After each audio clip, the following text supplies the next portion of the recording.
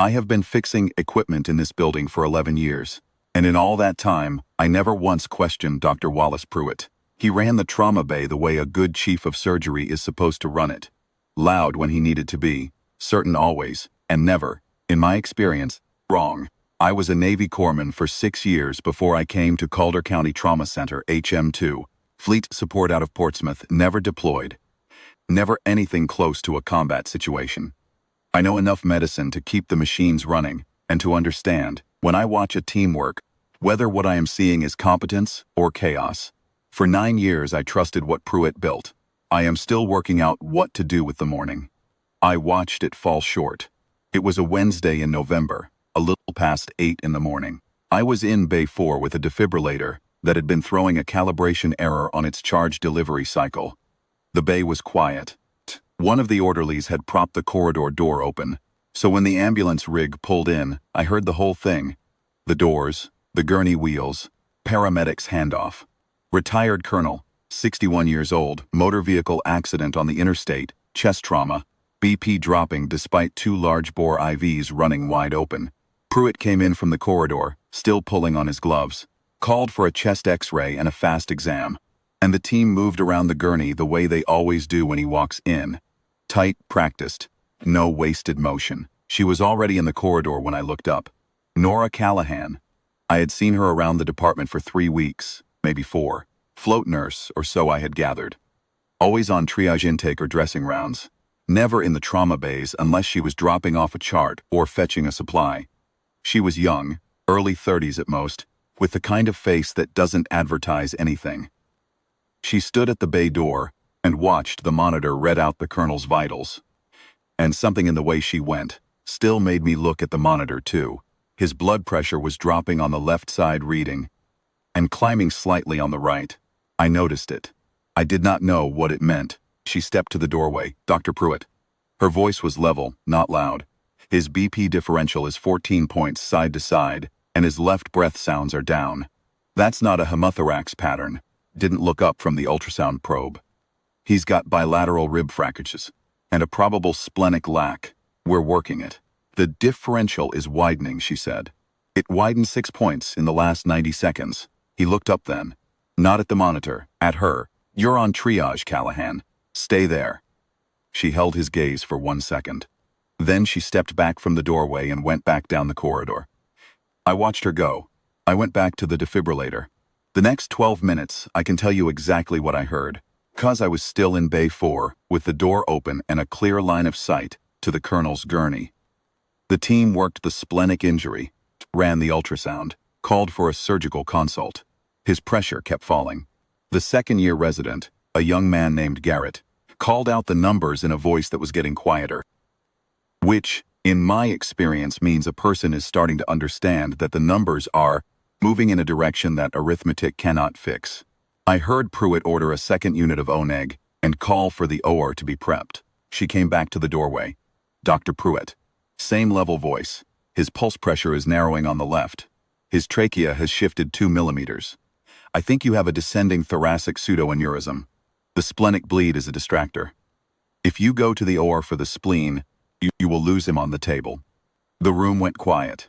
Not the kind of quiet that means agreement. The kind that means someone has said something that does not fit the shape of the conversation, and everyone is waiting to see how the senior man handles it. Pruitt set down the probe.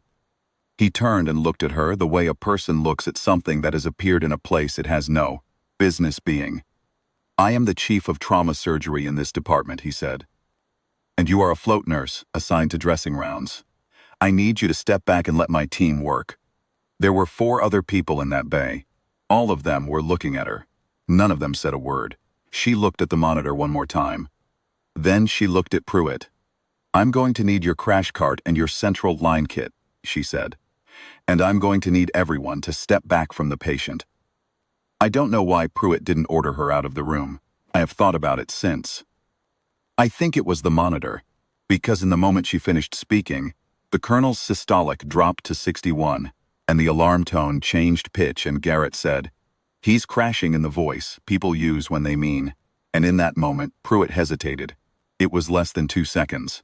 But it was a hesitation, and in a trauma bay, 2 seconds is a decision. She was already moving. I have seen nurses work.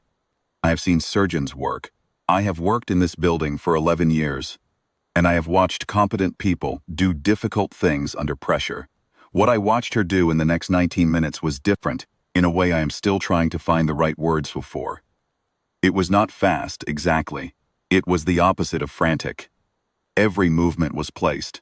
She talked through what she was doing in a voice that was not performing for the room. It was the voice of a person herself, out loud, because the accounting matters. She identified the access point, explained the landmarks, threaded the wire with the kind of hand steadiness that I associate with people who have done a thing so many times in conditions so much worse than this that a trauma bay in a county hospital is by comparison a controlled environment. I realized at some point that I had set the defibrillator down. Pruitt stood 6 feet from the gurney and watched her. His team stood behind him. Garrett had his hands at his sides. Nobody spoke. The only sounds in that bay were the monitor, her steady narration, and the particular silence of a room full of trained people watching someone else demonstrate what training is actually for. The colonel's pressure came back at minute 14. Slowly, then not slowly.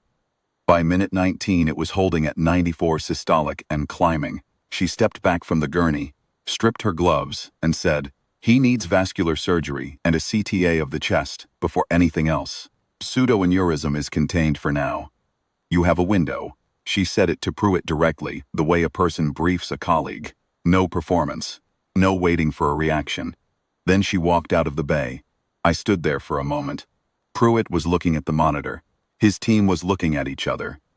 Garrett said something quiet to the resident beside him, and the resident nodded, and then they were moving again, calling vascular, calling imaging, doing what needed to be done. Nobody said her name. I went into the corridor. She was at the supply cart 30 feet down the hall, restocking the dressing tray she had abandoned, the list on the clipboard. The way a person works, through a list, when they are determined to give a thing no more weight than it deserves. I am not a man who talks easily to people he doesn't know. I stood there for a moment, and then I went back to Bay 4. I picked up the defibrillator and finished the calibration. The colonel went to the OR at 9:14 for vascular repair. He came out of it alive. At 10:06, a charge nurse named Dorothy put her head into Bay 4 and said, "Donald, there are some military people at the main entrance asking for the trauma department." I said I'd walk out with her. We went through the double doors together. There were 4 vehicles in the ambulance lane, not ambulances. Dark sedans, parked in a line with the kind of deliberate spacing you see when someone has thought about the parking. 8 men stood on the sidewalk. Most of them were in civilian clothes, kinds of civilian clothes that still read as military, the posture and the stillness of it. One of them was in dress whites, navy. He was somewhere around 50, with the bearing of a man who has spent a long time being the senior person in a room, and he was holding a sealed manila envelope in his right hand, the way you hold something you have been trusted to deliver. Dorothy said, "Can I help you?" The man in dress whites said, "We're looking for a nurse named Callahan. We were told she works this department." Dorothy went to find her. I stood with the 8 men in the ambulance lane, and none of us spoke, which was fine. The November air was cold and clean. One of the men in civilian clothes was looking at the trauma bay doors, with an expression I recognized. The expression of someone who has been inside rooms like that, and knows what happens inside them, and has come a long way to sell a particular account. She came through the doors 3 minutes later, still in her scrubs, badge on its lanyards swing slightly as she pushed through. The man in dress whites looked at her, and then his eyes went to the badge, and I watched him go still in the way that people go still when they read something they were not expecting to read. The badge had swung face out, tucked inside the clear plastic holder. Folded once behind her hospital ID was a strip of fabric, subdued thread on a dark backing, the kind of name tape that gets sewn into field gear. It read groundwork in letters worn almost to nothing. He looked at it for 2 full seconds. Then he looked at her face. "Lieutenant Commander Callahan," he said. It was not a question. She didn't answer it as one. She stood straight and looked at him and said nothing, and the look on her face was the same look I had seen in Bay 4. Composed, level. giving nothing away that didn't need to be given. He opened the envelope. His name was Captain Del Rey Oaks, Navy Surgical Liaison, and he had driven 4 hours from the naval installation at Langford that morning. He had 8 men with him, 6 of them former members of a rapid response surgical support unit that had been attached to an East Africa deployment 3 years earlier. He read from the commendation document in a voice that carried in the cold air, and what he read was this: that, on a specific date in a specific country whose name I will not try to spell, a physical ambush had disabled a surgical team's primary transport and medevaced the unit's attending surgeon, leaving 14 casualties with no physician on site and no extraction window for 5 hours and 22 minutes. That a Navy nurse, Corps Lieutenant Commander, had established a casualty station in a blown vehicle, performed emergency damage control procedures on 11 patients without physician oversight, and kept all 11 alive until extraction. That her commendation had been classified at her own request because she did not want the attention. That the Navy of the United States had been looking for the right moment, and that the colonel, now in vascular recovery upstairs, was the 7th man from that ambush site that she had encountered in a civilian medical setting, and that his former battalion had decided the moment was now. He folded the document. He came to attention. Behind him, the 6 men in civilian clothes came to attention with him. And it was the kind of attention that has nothing performative in it. It is the position of a body that has decided finally to say something that words are not sufficient for. On behalf of the United States Navy and the men who came home, Captain Oaks said, "Thank you." He saluted her. The 6 men behind him saluted her. I don't know exactly when Pruitt had come through the trauma bay doors. I became aware of him standing to my left, still in his trauma gown, gloves off, mask around his neck, at some point during the reading of the commendation. He was 6 feet away from me, put him about distance from her. He stood there through the whole of it. He watched every salute go up. He watched her receive them, still, straight, composed, the name tape swinging slightly in the cold air. He did not speak. When the salutes came down, he took 1 step back toward the doors. And then he stopped, and he stood there a moment longer, looking at her. He did not try to explain himself to me, or to her, or to anyone. He was a man who had built his authority on being the person in the room who knew most. And he had just watched 11 names written in subdued thread on a strip of field fabric reduce everything he thought he knew to the size. There is a kind of humbling that has no good words. It just lands, and you carry it. I went back to Bay 4 and finished logging the defibrillator. The machine passed calibration. I filed the form, stacked the tools, sat for a minute on the equipment stool before I stood up. I have fixed a lot of machines in this building. I know how to tell when something is running right, and I know how to tell when it's been running wrong in a way that nobody caught until now.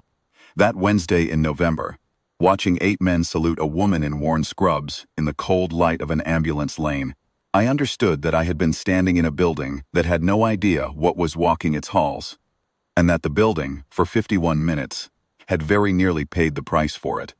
She went back inside to finish the dressing rounds. I watched her go, and I thought about 11 names in a country I couldn't find on a map, kept alive in a blown vehicle for 5 hours and 22 minutes, by a person the department had assigned to triage intake. Then I picked up my kit and went to service the next machine on the list, because that is the work, and the work doesn't stop.